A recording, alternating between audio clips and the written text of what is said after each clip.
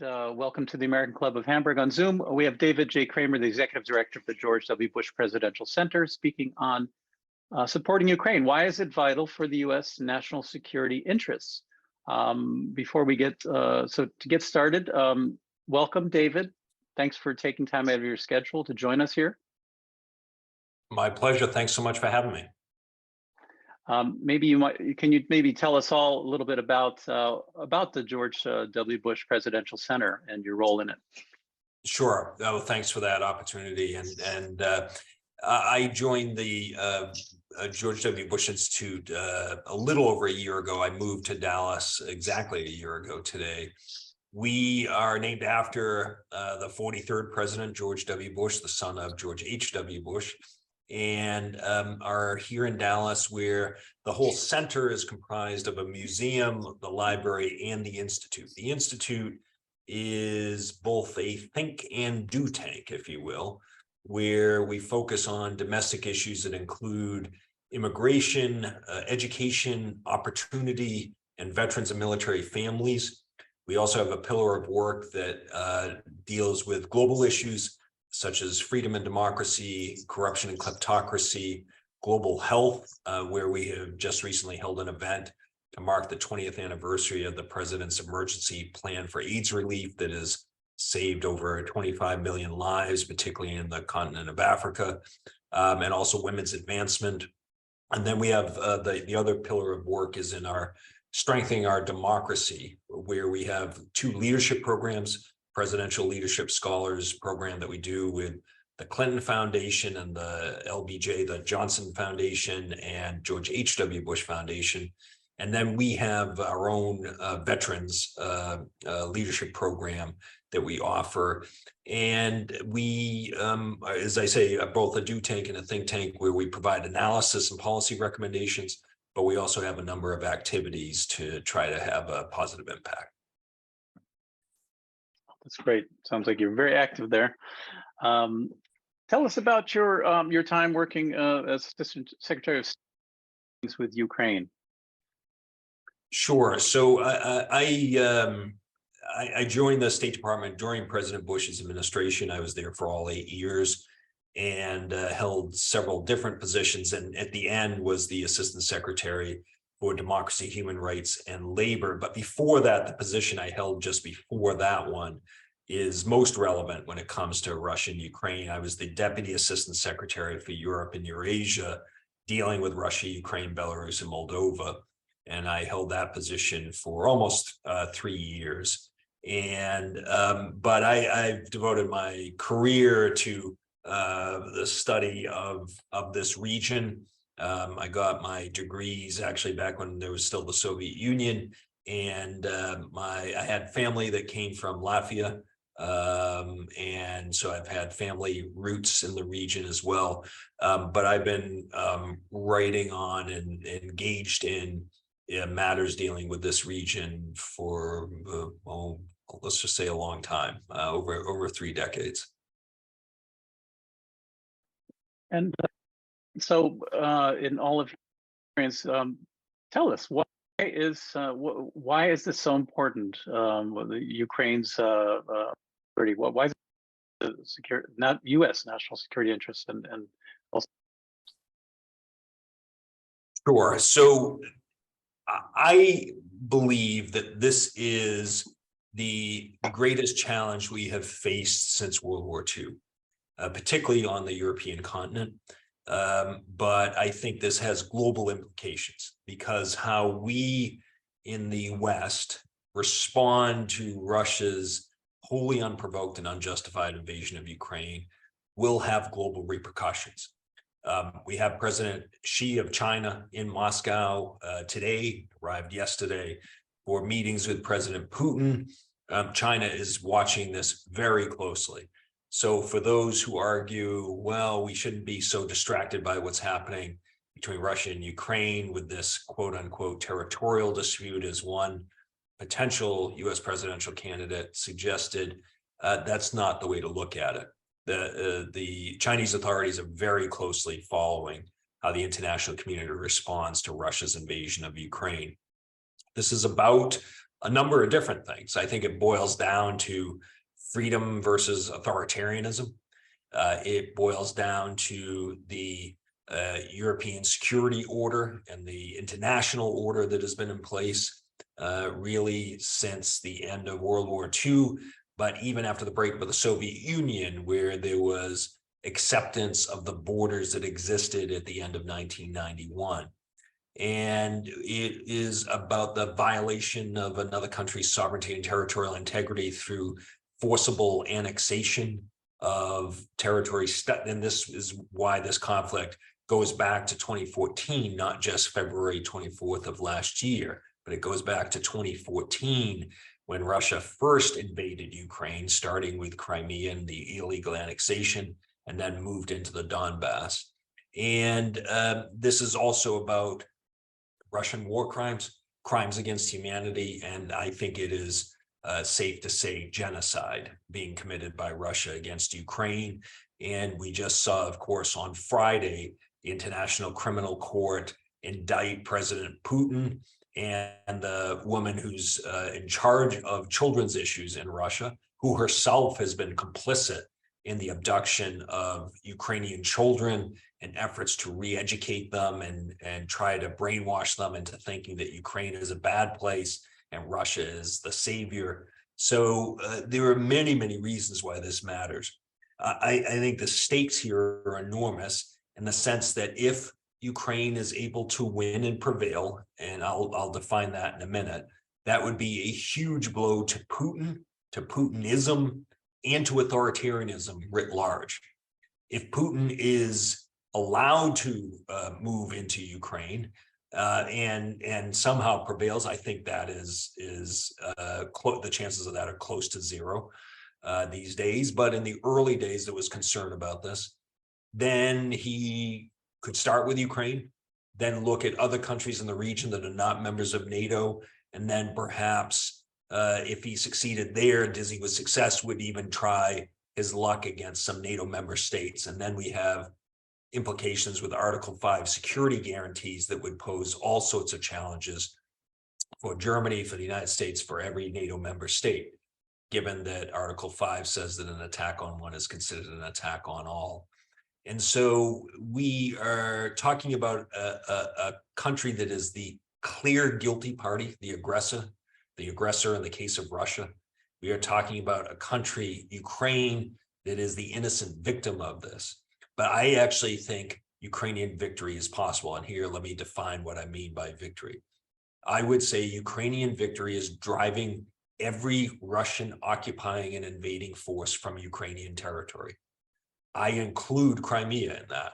I don't think we in the West have the right or responsibility to consign the Crimean Peninsula to a Russian control. That would be consigning the people who live on the peninsula to continued human rights abuses, particularly if you are not ethnic Russian. If you are ethnic Ukrainian or if you're Crimean Tatar, the experience since 2014 has been a pretty miserable one. And we would also be rewarding Putin's aggression against Ukraine. So I think any talk that would basically hand over Crimea to Russia is irresponsible. And moreover, I think it denies Ukraine agency in this process. By huge majorities, Ukrainians are opposed to any territorial concessions in dealings with Russia. And President Zelensky is a duly democratically elected leader of Ukraine, and he has to be responsive to his constituents' views. Unlike Putin, he can't just ignore them or run over them or arrest those who might speak out. And so based on that, President Zelensky, I don't think has a great deal of maneuvering room these days. And this is where the Chinese proposal comes in. It creates problems for Ukraine. I think the Ukrainians obviously do not want to alienate the Chinese by outright dismissing it and rejecting this plan out of hand. And yet the plan is missing one of the most obvious conditions, which is the full withdrawal of Russian forces from Ukrainian territory. And unless and until that happens, I don't see this ending in any ceasefire agreement, any negotiations. Maybe the last point I'll mention, I apologize for going on so long, David, but the other point I would say is not every war ends in a negotiation, in a settlement. I actually do think there is the possibility of a Ukrainian victory. I think in that scenario, the possibility of a Russian military collapse is there. You look at the performance of the Russian military. Putin grossly overestimated his military's capabilities when he launched this invasion. He grossly underestimated the Ukrainians' ability to resist and to fight. And he also grossly underestimated the West's reaction to the Russian invasion. The situation for Russia since February 24th has only gotten worse, where the estimates are some 200,000 Russian forces have been injured or killed. You see more and more reports of Russian soldiers surrendering, of turning on their commanders. The mobilization that Putin ordered last September has not addressed their supply problems, their logistics problems, their command problems. Instead, what you have seen are entities like the Wagner mercenaries recruit prisoners, no longer able to do so, and they have been able to send these forces as cannon fodder. And word started to spread among Russian prisons, not an easy thing to do, but the word got around that if you agree to Yevgeny Prigozhin's offer of serving on the front, you could be pardoned if you survived, and that's the catch. The estimates now are between 30 and 40,000 of the Wagner forces have been injured or killed in this war. It is not to minimize the terrible devastation and the tragic results that the Ukrainians have experienced in this war. They have suffered brutally and barbarically at the hands of Russian bombardments, which have deliberately targeted schools and hospitals, apartment buildings, civilian infrastructure, energy infrastructure. This is a deliberate campaign on the part of Putin and his commanders. And yet what it seems to have done, yes, it has caused terrible loss of life and injuries, but it also seems to have stiffened the Ukrainians in their determination to fight back and not to give an inch. The Ukrainians, for good reason, do not trust the Russians in any negotiations. I could run through a litany of negotiations and agreements that under Putin, Russia has signed and not lived up to, from arms control agreements to the Minsk agreements of 2014, 2015, for example, that dealt with Ukraine. And so the Ukrainians are not in the mood to negotiate. And I think we have to recognize that Ukraine is arguably on the cusp of a major counteroffensive, assuming we provide the military assistance. And this, I promise, David, this will be the last thing I'll say before turning it back to you. Our assistance is absolutely indispensable. It is vital for us to support the Ukrainians. Let's remember, the Ukrainians are not asking for German or American or British or any other NATO forces to send their troops on the ground to fight this battle for them. What they are asking for are our weapon systems, our radars, our other assistance that will help them defeat the Russian forces. And it seems to me that is the least we should and could do in this war, is to provide the Ukrainians with the means so that they can win.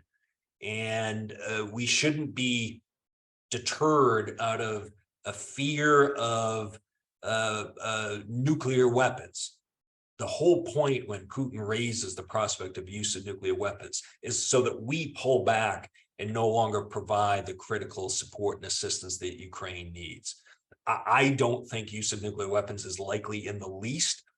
I don't give it 0%, but I give it around 5%. 5% it catches your attention. I don't mean to dismiss that, but I don't think Putin is suicidal. I don't think Russian generals are suicidal, even if Putin were to give such an order. And so we shouldn't let fear of escalation keep us from providing the assistance that Ukraine desperately needs in order to win. The Ukrainians are going to fight this war whether we help them or not. They are fighting for their land, for their freedom, for their lives. And you look at what Russian forces have done to them. They are determined to fight no matter what we do. But we have a very strong national security interest, I would argue, in seeing Ukraine win, seeing Putin defeated so that he doesn't do this again, and to make sure that the other countries in the region are protected. So again, sorry for the long answer. Let me pause there. We've seen now, now Poland had stepped up and offered the eight and Norway also was in the news off support. How do we see this? Will this keep scaling up? And also, when will the first? It will take some time for those types of the planes to arrive and working order in Ukraine. Talk about those 2 points. Sure. David, you broke up on me a little bit, so I apologize. I think I got the question about the assistance being provided. But and apologies if the problem is on my end in hearing you. But you've seen the Poles and the Slovaks announce they're going to provide MiG-29s, which, while not the most advanced aircraft, are actually very helpful because the Ukrainians know how to fly those aircraft. And so I think that decision is a very important one. And from what I understand, those planes are moving to Ukraine, and they can help the Ukrainians from the air. I think the announcements on the Leopard tanks that Germany announced, and we announced our M1 Abrams tanks as well. I think these Leopard tanks are critically important. The Ukrainians have indicated they need about 300 or so of these to really make a difference. I hope that among Germany and Poland, Spain, even Norway, whatever countries have these, they will provide them as quickly as possible. I think we have to recognize the Ukrainians have been extremely adept at adapting to using new weapon systems. They are incredibly fast learners. And so while some of these weapon systems will be new to them, we have, I think, the ability to really make a difference on the battlefield soon. What has frustrated me is there has been a pattern throughout this war where the Ukrainians ask for certain weapon systems, and our initial reaction is no. They ask again and we say maybe. They ask again and we say we'll take another look. They ask again and we then finally say yes. And in the process, we lose months where they could be trained, where the provision of those weapons could be expedited. And in that time period, in that delay, in that lag, Ukrainians are getting injured and killed. And so I wish we would expedite our decision-making process. I have been frustrated with the Biden administration on provision of what are called ATACMS missiles, that are longer range missiles, that the concern is that they would be launched into Russian territory or launched into Crimea. Well, the Ukrainians are already hitting Russian targets in Crimea and have been doing so for a while, and the Russians haven't escalated with use of a nuclear weapon. If the Russians launch attacks from Russian territory against Ukraine, then out of sheer self-defense, I would argue, Ukraine has every right to hit those targets inside Russia. And so if Russia doesn't want to be attacked on its own territory, Russia shouldn't use its territory. It shouldn't use Belarusian territory to attack Ukraine. Ukraine has a right to defend itself. And so I would argue that these limits that we are imposing on the Ukrainians about the range of weapon systems are misguided. There is also the issue about F-16s that National Security Advisor Jake Sullivan has said Ukraine doesn't need right now. Well, that's what we said about the HIMARS. That's what we said about ATACMS. That's what we said about anything that the Ukrainians have asked for. And even though I don't agree that they don't need them right now, I actually think they needed them yesterday, not today or tomorrow. If Sullivan is saying they might down the road, then we should approve them right now, because it will take a while to get those F-16s to the Ukrainians, train them on how to use them. We just have to pick up our pace on approval process for these weapon systems. Before I go to the gallery, who's already posed questions here, Niels just brought up the question about Xi decides to arm Russia. What would that mean to the whole equation here? I think it would trigger sanctions. I think the United States has indicated quite clearly to authorities in Beijing that if they provide arms to Russia, that we will sanction their entities that are doing so. And I think we should. We have to do everything we can to discourage the Chinese from doing so. I haven't been able to follow all the reports coming out of Moscow today from President Xi's visit, but I have not seen any indications that the Chinese are going to significantly ramp up their assistance. Now, there have been indications that the Chinese have been providing some technology that has dual use, and that's a concern. And they had been providing rifles that I think have been agreed before the war was launched by Russia. I don't think President Putin has received the kind of response and support from China that he was counting on and hoping for. But I think part of that is, at least again, according to publicly available reports, when President Putin was in Beijing in February of last year and they signed this friendship with no limitations agreement, it seemed that the Chinese were not told that an invasion was in the offing. Now, at least Putin waited until the Beijing Olympics were over, but I don't think the Chinese have been all that thrilled with what has unfolded. President Xi is supposed to at least talk with, I don't think is going to try to make the trip to Kyiv to meet with President Zelensky, but talk with Zelensky after his Moscow visit. And but if the Chinese shift and do what we had warned, what the United States was warning was possible a few weeks ago, that China was seriously considering providing real military assistance to the Russians, then I think you will see sanctions. I'd be interested in your comments, David, and anyone else is on here, whether the Europeans would follow through on that. Unity between the United States and Europe has been absolutely key to the response of Russia's invasion of Ukraine. I would be curious to see if that unity would prevail in the case of having to impose sanctions on China, at least if that were the view from Washington. Yeah, I think that that would put Europe in a pickle, because obviously the relationship is much stronger between many European countries, so Germany.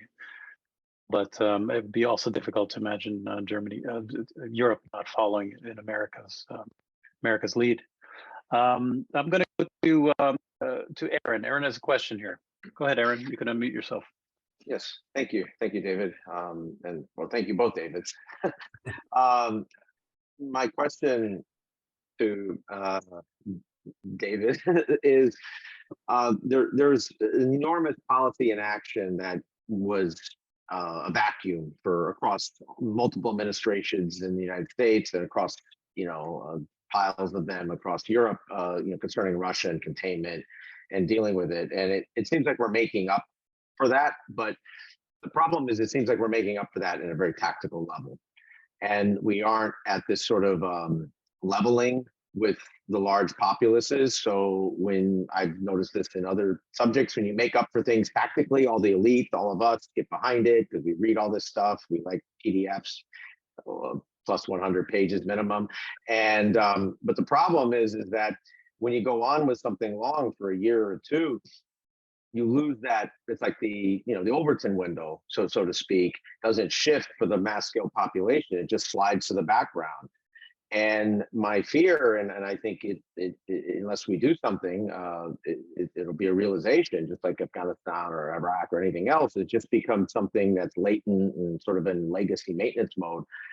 And there doesn't seem to be any initiative by leaders in Europe or in the United States to kind of step up to that plate, to be able to really level with people like other leaders have in prior generations, whether it was JFK, whether it was Reagan, whether whoever it was, Eisenhower, Nixon, Truman, et cetera, on various changes in the threat matrix, so to speak.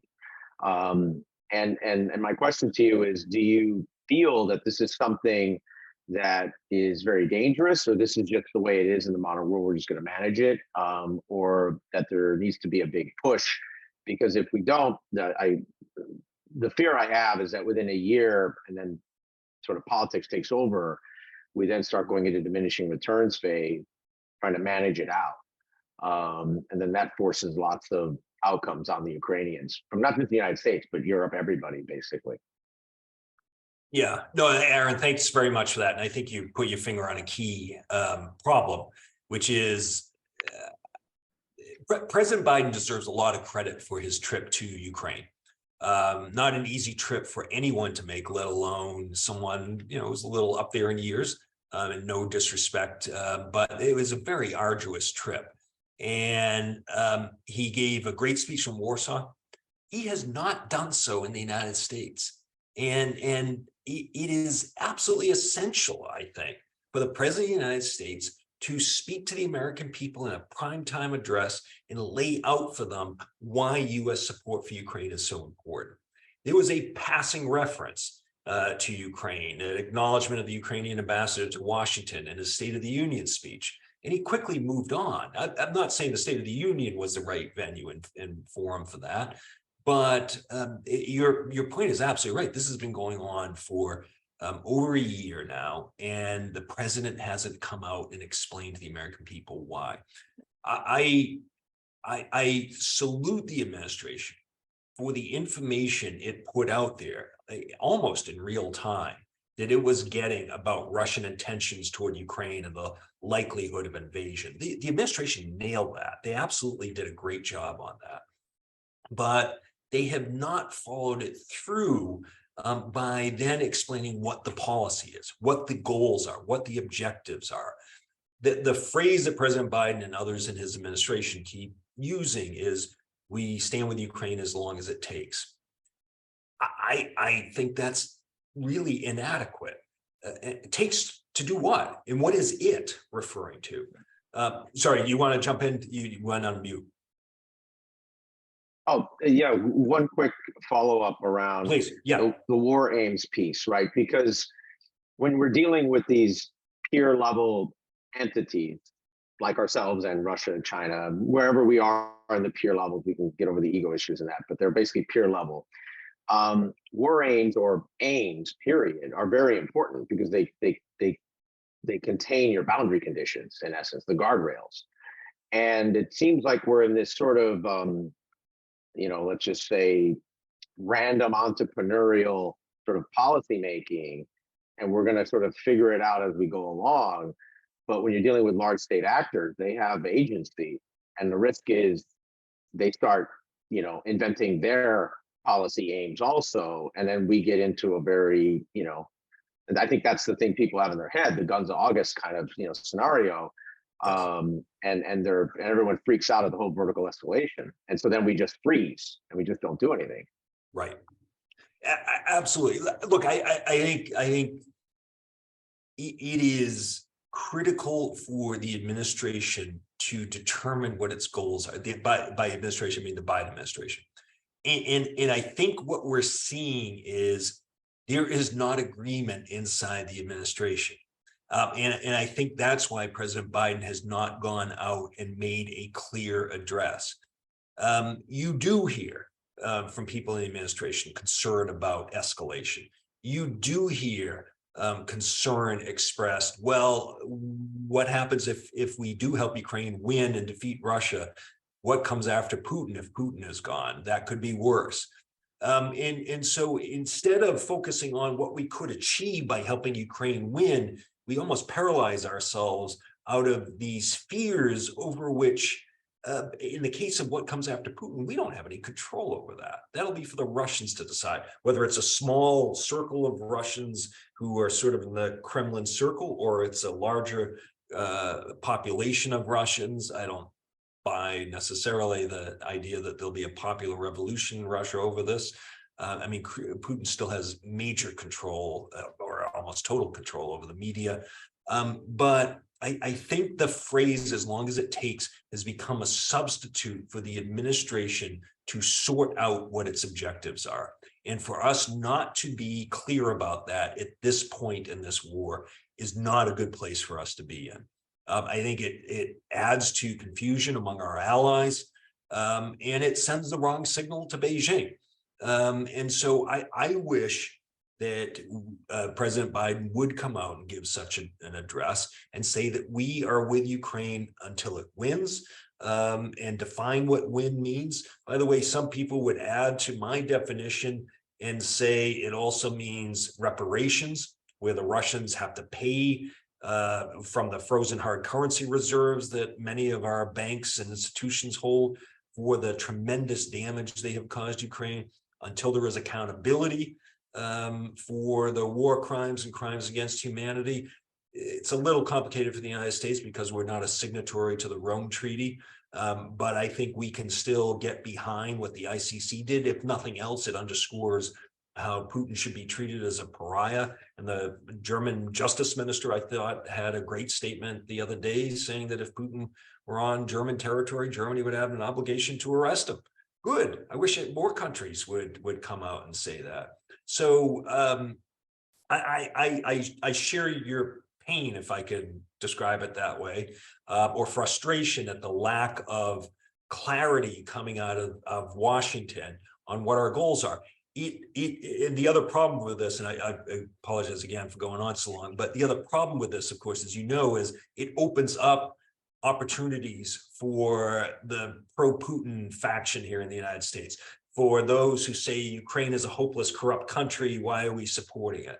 The lack of clarity coming out is giving them more oxygen than they ever deserved. And I think if President Biden came out and gave an address like that, I think Senator McConnell would get behind him. Obviously, Senator Schumer. I'm confident House Minority Leader Jeffries would. It would put Speaker McCarthy on the spot. And frankly, I think he should be on the spot.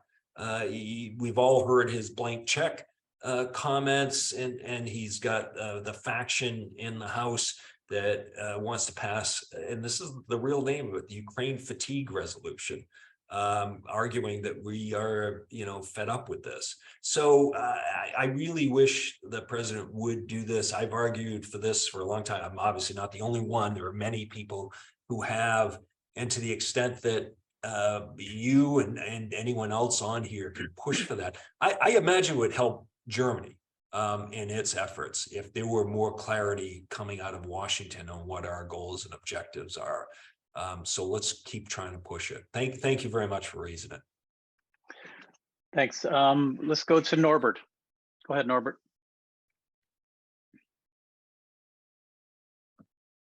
Okay, thank you very much. Well, looking at the domestic struggle between Republicans and Democrats in the United States, one key question seems to be, who is we? And how long will this war last? The outcome of this war depends on the support of the West and mostly of the United States. And it would soon be over if there wasn't that support. So it's absolutely vital to go on with that. But considering what's going on between Republicans and going on in the Republican Party, one may say this war will not be won or lost on Ukrainian battlefields, but in Washington, D.C. So can you tell us what you expect any future Republican American president after the election in the coming year? Norbert, I hope this is over before then, because I do worry, to be perfectly honest. Look, there's no one who wants this war to end sooner than Ukrainians. They are the ones who are fighting and getting injured and getting killed in this war. But they don't want to just end it with Russian forces occupying their territory, waiting for a better day for them to come back. Sorry, 1 second.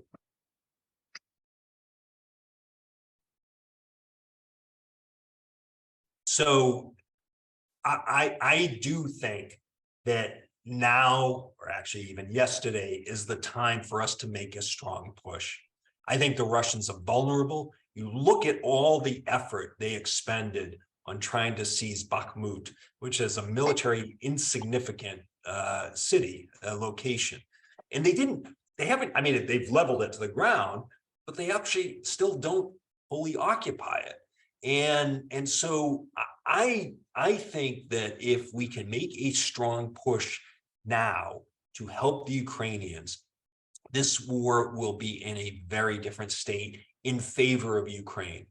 I subscribe to the view that success has many fathers and defeat is an orphan. And so if Ukraine is able to succeed, I think that will drown out the opposition and criticism you hear from certain Republican circles. I'm sorry. There's some, by the way, there's a crossing here of some on the far right and some on the far left. There's going to be a rally, I think, this weekend that some more on the far left are holding against support for Ukraine. They want to see peace there and they want us to end our military support. Then, of course, the far right, some of whom are taken with Putin himself because he represents traditional values, which a little harder argument to make in light of the ICC indictment. And so I do think that as of now, there is majority support in the House. There would be enough Republicans to join with enough Democrats to pass another assistance package if it came about. And there's certainly strong support in the Senate. And I'm sorry about this. And so I do think that if this war drags on in its current state, that will open up more opportunities for those who don't want us to continue to support to have their say and have a larger platform. I think it is very important for Speaker McCarthy to come out and support this. I will mention a few Republicans who are in key positions. Congressman Mike McCall, who's the chair of the House Foreign Affairs Committee, was in Ukraine the day after President Biden and spoke openly about the United States should provide the ATACMS, should provide the F-16s. He and some others have been very outspoken that we are not doing enough and we're not doing it fast enough. So the critics tend to get, I think, disproportionate attention. I actually do think there is still enough support in the House, but come this fall, which would be a year out from our elections next year, if this is in no better shape, then you'll hear more critical and negative voices, I would say. Thank you. Let's take a question from Peter. Hello, thanks for having me. You hearing me? Okay. Yes. Thank you very much. According to an interview with Viktor Orban, Ukraine is now at its 8th draft round, drafting everyone from 16 to 60 years old. Whereas Russia disposes of 200,000 young men with every additional year this war carries on.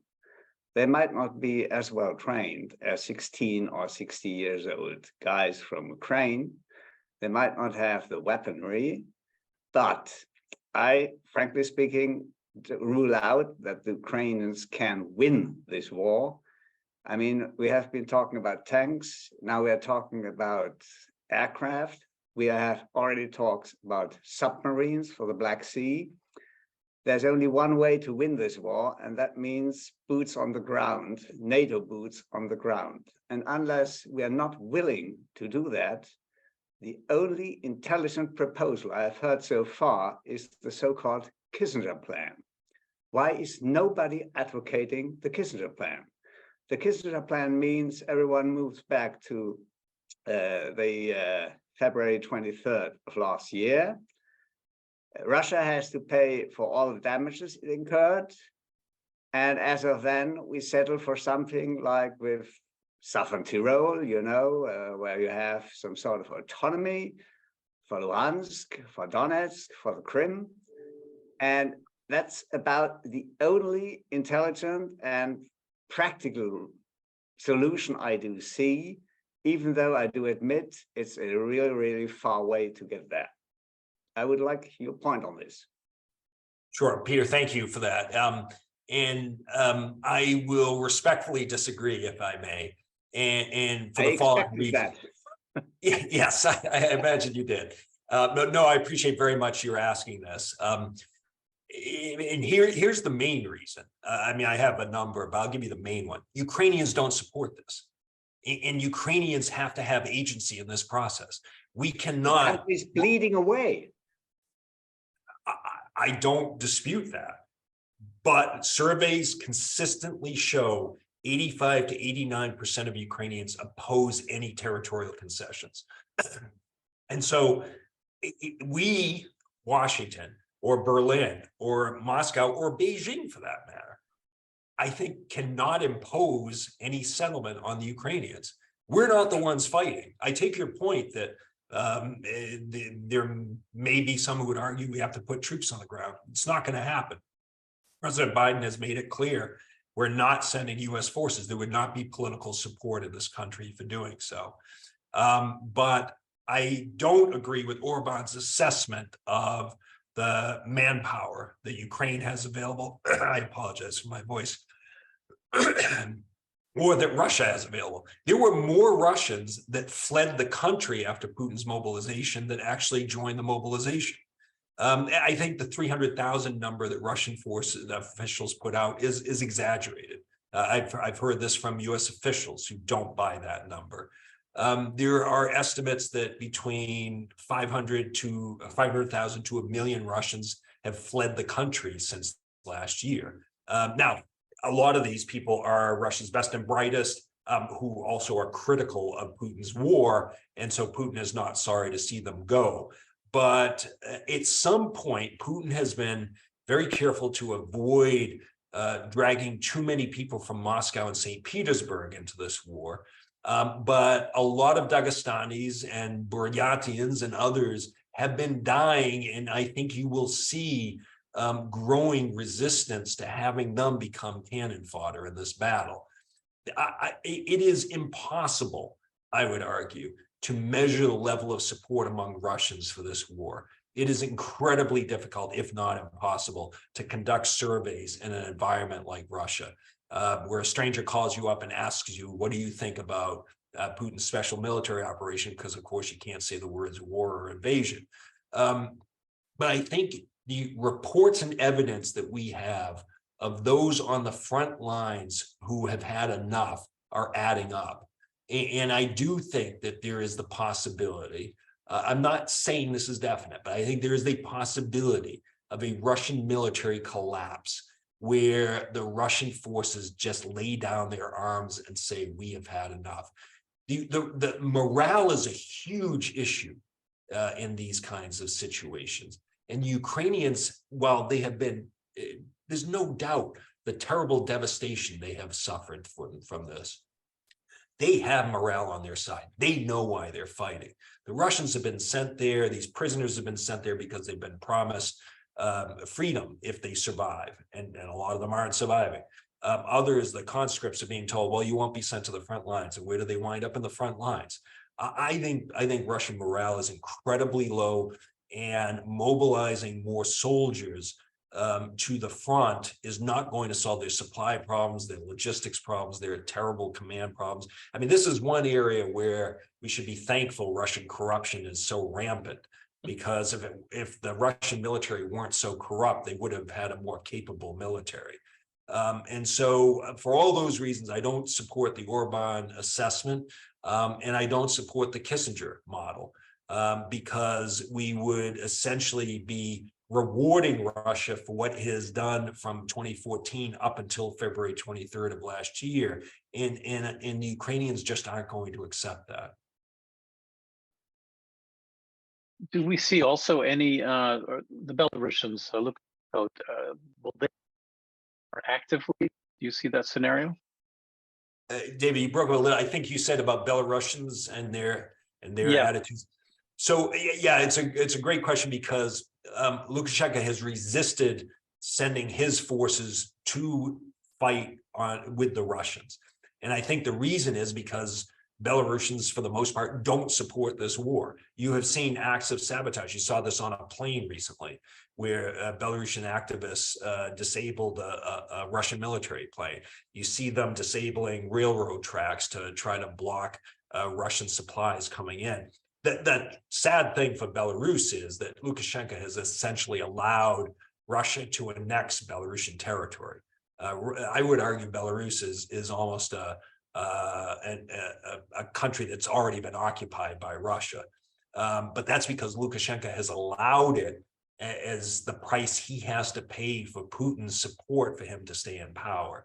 But I think even Putin perhaps has been persuaded by Lukashenko that ordering Belarusians to go fight would backfire and blow up on Lukashenko. So I think for the most part, people of Belarus do not support this war. But it is a complicated issue because there are reports that the Ukrainians have not been supportive of tightening sanctions on the Lukashenko regime because they think they can possibly work out some arrangement to keep Belarus from getting involved. I don't think a renewed push to invade Ukraine is likely to come from Belarus territory. There have been reports and concerns about that, and Ukraine should always be prepared for any scenario. But I just don't think the Russians can muster the forces that they would need to relaunch such an attack. A question from Niels. He said, we saw that in Chechnya that Russia started a war, lost, signed a peace agreement just to attack again and burn everything to the ground a few years. Do we have to be also prepared for a scenario in Ukraine? Yeah, and I would actually add to that question I asked. We had a tweet from the Russian Foreign Ministry about a week ago. It says protests against foreign agents bill erupted in Tbilisi in Georgia, result in demands for the resignation of the government. We recommend to the Georgian people to recall a similar situation in Ukraine in 2014 and what it finally led to. Think twice. So there's open threats against Georgia, there are threats against Moldova. Well, we've seen this playbook in Chechnya. That was the initial question. But what happens when Putin, who doesn't seem to understand that his capabilities are less than he thinks, when he tries to drag more countries into this war? Yeah, no, thanks very much, Niels. First on the point, I do think your mentioning of Chechnya is really important because I've been asked, I'm sure a lot of you have too, are you surprised at the way Russia has carried out this invasion? And I said no. If you look at 94 to 96, the first invasion of Chechnya, you look at 99 to whenever you want to put the end date on the second invasion. Remember, Grozny in that second war was absolutely leveled. Remember Syria, Aleppo, absolutely leveled by Russian forces. This is how these forces conduct themselves. The Wagner mercenaries are one of the most brutal, murderous group of thugs around. Look at what they're doing in various African countries, in the Central African Republic, in Mali, Libya, and elsewhere. These guys, you know, human rights standards is a term that they don't understand in the least. And when you think about in the two Chechen examples, while Chechens are mostly Muslim, these were Russian citizens that they were doing this to. And so if they were doing it to their own citizens, they certainly aren't going to be inhibited in doing it to others. On the concern about the neighbors, I think there was this document released. A number of different reporters found this document about Moldova and Russian designs and plans, particularly looking toward 2030, although I think the timetable has likely moved up. I'm actually very nervous about Moldova, more than I am about a Russian reinvasion of Georgia. Russia has forces already in Transnistria, around 12 to 1,500 so-called peacekeeping forces there. Moldova is a pretty weak country. It doesn't have much of a military. It's quite a divided country between pro-Russian, pro-Western sentiment. And but it has a very pro-Western president and a very pro-Western government. And so I am worried that even if Putin were to be defeated in Ukraine, that he might look at Moldova as a way to try to salvage some sense of victory that he could point to for the Russian audience. So Moldova is a country I am deeply concerned. I wrote a piece recently about this for those interested. You go on the website, you can find it. I wrote one about Belarus. I also wrote one about Georgia. I'll mention Georgia briefly. Sorry. In the case of Georgia, I mean, yeah, what you cited from the MFA is a blatant threat, no doubt about it. And of course, there is a track record where Russia invaded Georgia in 2008 and still occupies 20% of Georgian territory. The problem there is that Benzina Ivanishvili, the billionaire oligarch, is still pulling the strings behind the scenes. The government is in the palm of his hand. The parliament will do whatever he says. And so Benzina is kind of doing the Russians' work for them.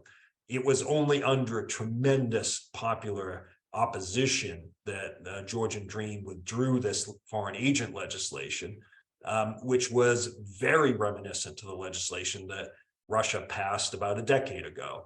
And even the justification for the legislation that the Georgian Dream was putting forward was eerily similar to what the Russians had put forward when they passed their own legislation. And of course, once that legislation passes, the stigma that is attached to civil society organizations and journalists becomes a huge inhibitor for their activities. And so I argued strenuously, because I go to Georgia pretty regularly and love the country. And the people are fantastic, but the government, I think, has really been taking that country down the wrong path. And so I admire the Georgian people who, by the way, in contrast to the Georgian government, remain very pro-Ukrainian. They understand what Ukraine is going through. The Georgian Dream is the only government other than Belarus that seems to be distancing itself from Ukraine and buddying up to Moscow. Even Central Asian states don't want to have much to do with Russian invasion. President Tokayev in Kazakhstan didn't feel any debt of gratitude to Putin after Russian forces intervened to help him in January of last year. He has not supported the Russian invasion. And so Georgian Dream is about the only government that has responded in a way to try to warm up ties with Moscow, and that's deeply disturbing. Okay, we're coming up to the end, near the end here. So I just we have a question from Terrence. I'll take that as the last question from the gallery. So Terrence, please formulate your question very concisely. Well, thank you for that, David. And David, thank you for coming to us from Texas, the home of the Bushes. And you'll forgive me if I ask you how the war has affected worldwide energy markets. And in particular, has it hastened Europe's efforts to become independent of Russian oil and natural gas, and what effects that has also what effect has the war had on U.S. oil and natural gas interests? Terrence, thanks for the question, and greetings back here from Dallas. I'm not an energy expert, but let me answer you. So this hopefully, at least for me, will be a concise answer. I think there's no question that the war accelerated Europe's reduction of dependence on Russia for energy. Of course, the Nord Stream pipelines while the second one was blown up. I'm not sure by whom, by the way, but it wouldn't surprise me there was some Ukrainian faction involved. It never made sense to me that the Russians would do it. And I know despite Seymour Hersh's claim that we did it, I don't think that's true. But I think Putin made a mistake in reducing the supplies of energy to Russia, a mistake tactically, and reducing supplies to Europe in the fall rather than waiting to the winter, because he gave Europe enough lead time to build up the reserves and get through what you would know better than I think hasn't been too bad a winter this past winter. The bigger question will be readiness for the upcoming winter. It always seems to be the next season that's the challenge. And so, but the whole war contributed to higher gas prices, contributed to inflation, which was already an issue. Don't mean to pin the whole blame for inflation on the Russian invasion. It also caused a real concern about a food security crisis, where Russia was blocking the export of Ukrainian food and agricultural products. So your question, I would say, Terrence, underscores how this has been a global issue. This is not just a localized issue. This is not just between Russia and Ukraine. It's not just a European issue.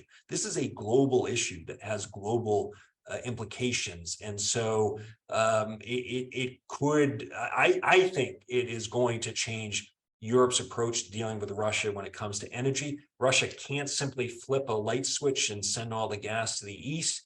India has increased its imports of Russian energy since the war, and that is disturbing.